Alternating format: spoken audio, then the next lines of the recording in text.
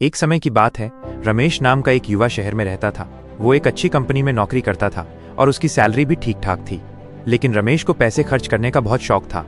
वो हर हफ्ते नई गैजेट्स खरीदता, महंगे रेस्टोरेंट में खाना खाता और दोस्तों के साथ पार्टियां करता था। वो अपनी सारी सैलरी महीने के अंत तक खत्म कर देता था।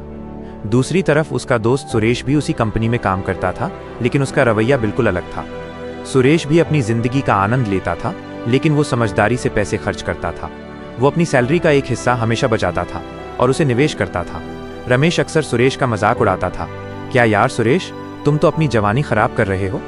जिंदगी में क्या पता कल क्या हो, आज में जीना सीखो। सुरेश बस मुस्कुरा देता और कहता, आज में जीने का मतलब ये नहीं कि हम कल की चिंता न करें। मैं आज को भी जी रहा हूँ और अपने कल को भी सुरक्षित कर रहा हूँ। कुछ साल बीत गए। एक दिन रमेश की नौकरी अचानक चली गई।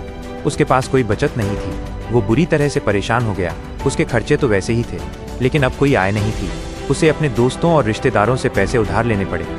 उसी दौरान सुरेश ने अपने बचाए हुए और निवेश किए गए पैसों से एक छोटा सा बिजनेस शुरू किया। उसका बिजनेस धीरे धीरे बढ़ने लगा और वो आर्थिक रूप से और भी मजबूत हो गया। रमेश को जब ये बात पता चली तो उसे अपनी गलती का एहसास हुआ। उसे समझ आया कि पैसों का सही प्रबंधन क्यों जरूरी है। वो सुरेश के पास गया और उससे मदद मांगी। सुरेश ने उसकी मदद की और उसे पैसों का सही प्रबंधन करना सिखाया।